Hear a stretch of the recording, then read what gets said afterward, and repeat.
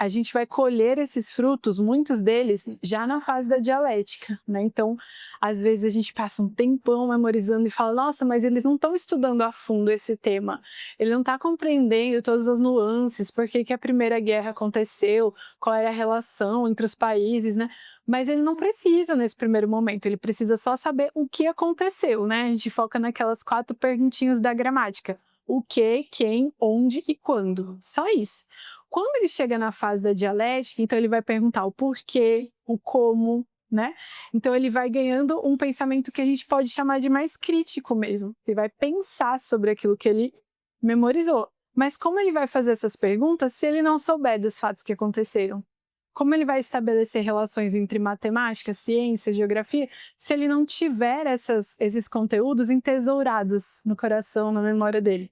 Não tem como, né? Então, se você quer colher esses frutos lá na frente, você precisa plantá-los. E muitas vezes plantar é um trabalho árduo e que demora a gente ver o resultado. Mas a gente tem que fazer com fidelidade.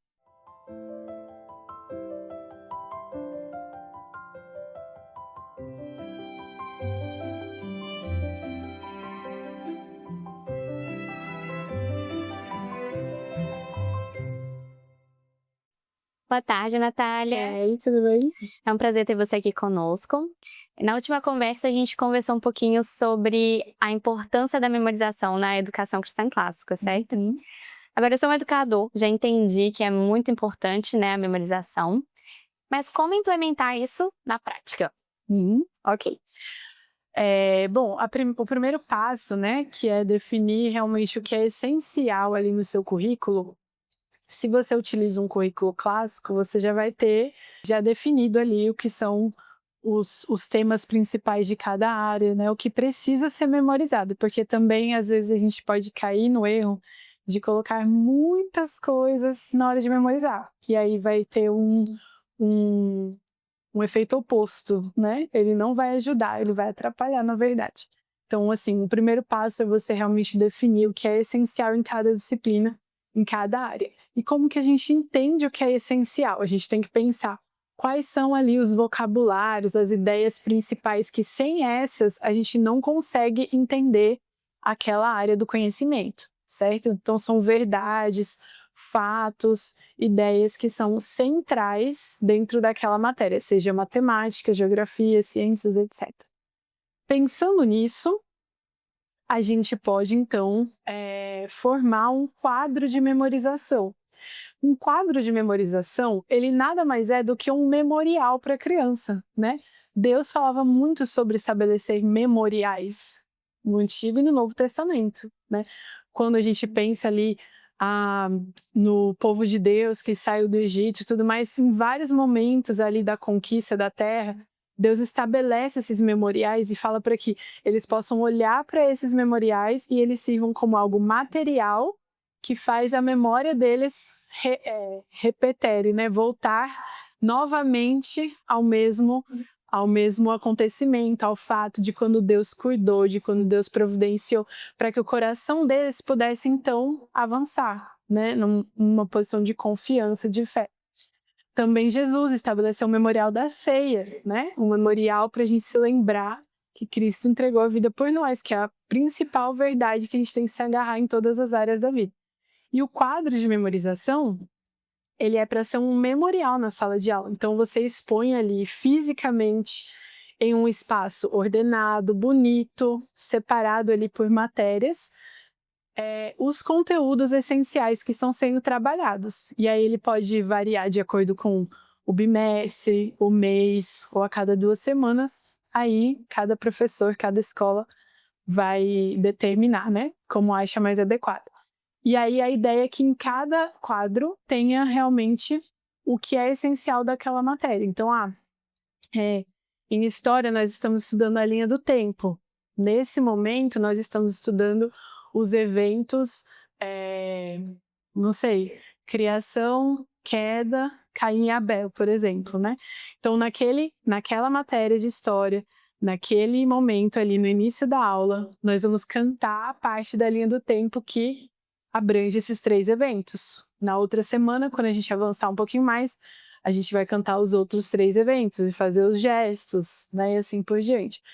Então, a gente vai passar todos os dias, de forma breve, de 15 a 20 minutos no início do dia, por todas as matérias e fazer esse repetir e voltar novamente ao mesmo conhecimento, para que isso vá se tornando parte de quem eles realmente são. Normalmente, quando a gente pega uma criança de escola moderna e pergunta: o que você está estudando em história? Ela fala: não sei, né? Normalmente ela não tem essa profundidade, porque ela não repetiu muitas vezes. Ela passou por aquele conteúdo brevemente, de forma desconexa, aquilo não moveu a afetividade dela, aquilo não foi fundamentado no coração dela, ela esqueceu. Ela decorou para a prova, esqueceu. Mas quando a gente pensa nessa metodologia, então a gente tem, primeiro, essa questão de estabelecer visualmente, de retornar aquele conteúdo todos os dias, e também um fator de intensidade, porque você vai criar músicas, gestos, né? Então você vai mobilizar todo o corpo naquele conteúdo. E isso move o coração da criança, move os amores, os afetos dessa criança e transforma aquele conhecimento em algo que ela tem dentro dela, de fato. Então, é uma estratégia muito boa, o quadro de memorização, e ele deve ser feito dessa forma: organizado por matérias, exposto fisicamente de forma bela e ordenada, repetido todos os dias de forma breve e, se possível, o mais você puder usar de músicas, gestos, né, algum tipo de brincadeira, às vezes, né, a gente usa muito nos flashcards de geografia, brincadeiras para fazer essa revisão. São várias estratégias que você pode mover para trazer intensidade para esse momento. Outra estratégia, já mencionei agora há pouco, né, são os flashcards mesmo, né? São cards que resumem um conteúdo essencial de alguma disciplina e eles esteticamente ajudam a criança a organizar o pensamento e sistematizar, né? O Lucas costuma muito dar essa metáfora, né, do supermercado, né? Quando a gente vai num supermercado e a gente já está habituado a ir lá, a gente vai muitas vezes, às vezes a gente não precisa ficar procurando qual é o corredor que tem a maionese. Você entra lá, você já sabe exatamente onde está, em qual prateleira, a marca que você gosta, você vai, pega e leva.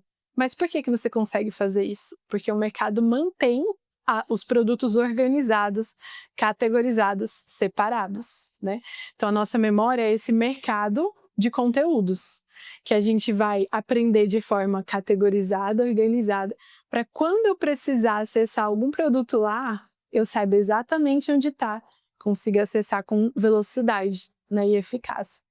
Então os flashcards ajudam muito nisso também. E aí, dependendo do flashcard, se for um flashcard de geografia, ele pode ter uma obra de arte, o título do evento, do lado de trás um textinho que resume o que é essencial naquele fato. Se for um flashcard de geografia, ele pode ter a bandeira do país, alguma informação essencial, por exemplo, a capital do país. Matemática, existem flashcards de operações mentais, né? Então, para você conseguir memorizar os cálculos mentais mais rapidamente. Então, tem diversos tipos de flashcards que a gente pode utilizar, também uma ótima ferramenta. Mas a memorização precisa ser um hábito em sala de aula. Você comentou da ferramenta do quadro de memorização, certo? Você podia dar um exemplo de alguma matéria de exatas, por exemplo? Eu vejo muitos professores de exatas, às vezes, ficam com dúvida. O que colocar no quadro de memorização? Esse é um bom debate. Atualmente, né, nós temos alguns currículos já organizados, já formados, e a gente distingue entre 2 tipos de conteúdos que vão nesses quadros. Por exemplo, em matemática, a gente tem uns quadros que trabalham mais os conceitos matemáticos, né? Por exemplo, o que é a propriedade comutativa, por exemplo. Tá lá a definição, uma frasezinha pequena. Mas a gente tem também aqueles conteúdos que são essenciais para a manipulação da matemática. Então, por exemplo, a tabuada é algo que eu preciso memorizar.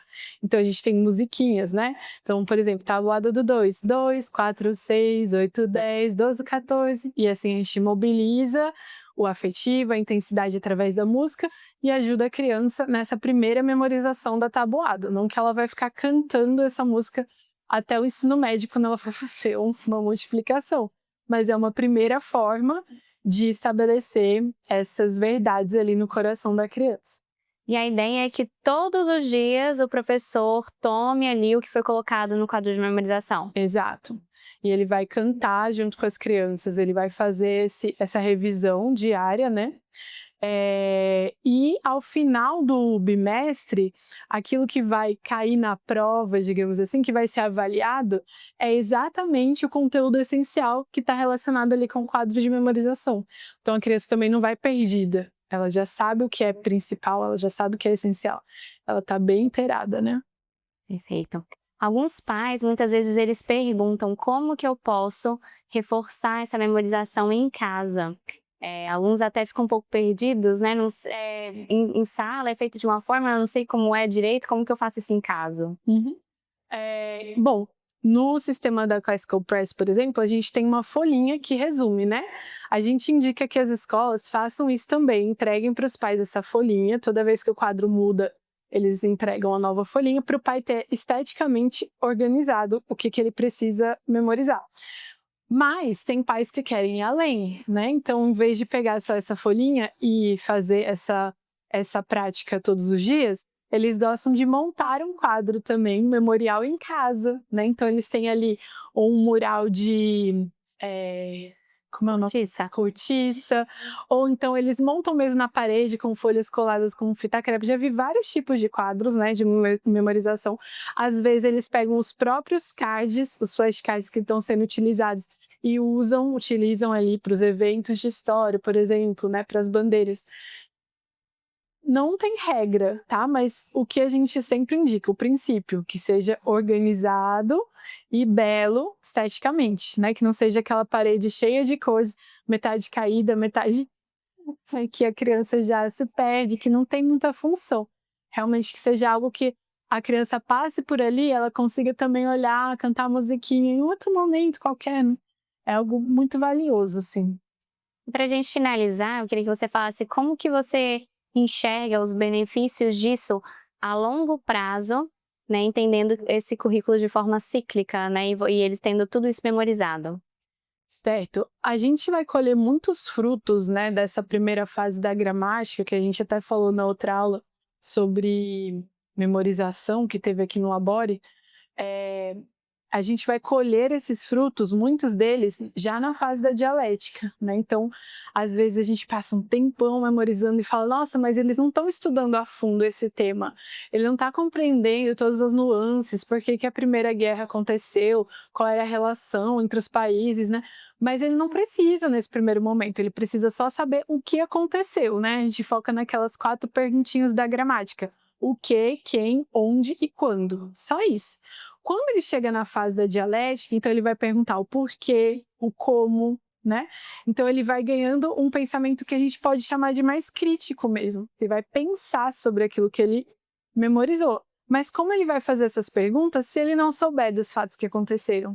Como ele vai estabelecer relações entre matemática, ciência, geografia, se ele não tiver esses conteúdos entesourados no coração, na memória dele?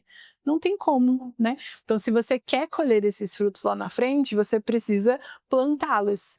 E muitas vezes plantar é um trabalho árduo e que demora a gente ver o resultado, mas a gente tem que fazer com fidelidade.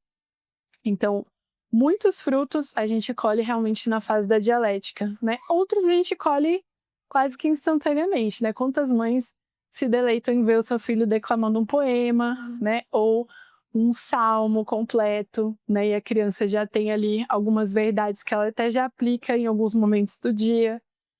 Lá em casa a gente memorizou o Salmo 1 com a Catarina, ela tem 3 anos, né? E a gente foca muito nessa questão do caminho do ímpio e o caminho do justo, que tá lá no Salmo 1.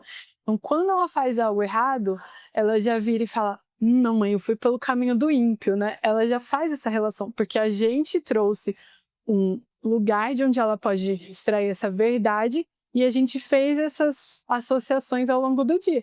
Então, é um fruto que a gente já colhe agora, né? Então tem esses frutos que são mais agora, né?